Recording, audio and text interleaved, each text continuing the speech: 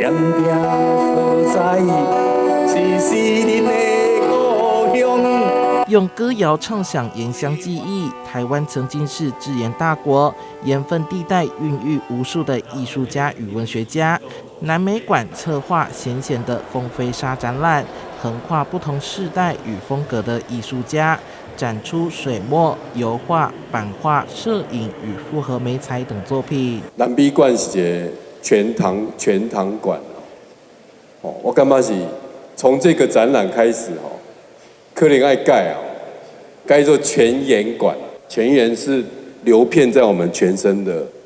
最重要的这样的一个元素，有助于去厘清台南这个地方从旧有的台南市区开始到拓展到外围之前的台南县这个区域这些美术家的发展，从甘普纳的所在开始，然后希望看到这些艺术家们他们在这块土地上，他们甚至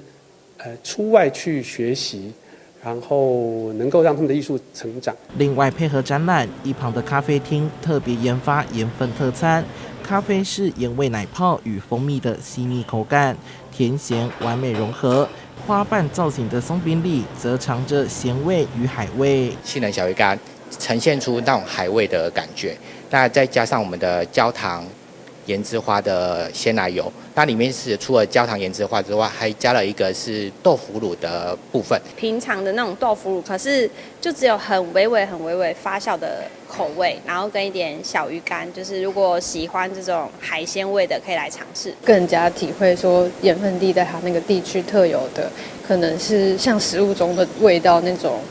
不太甜呐，然后可能又带一点咸咸的滋味，这样。观展完来上一份，用视觉加味觉深刻感受盐分地带。艺术家们透过各自的语言，表达个人的乡愁之外，同时回望土地与历史。记者收回台的报道。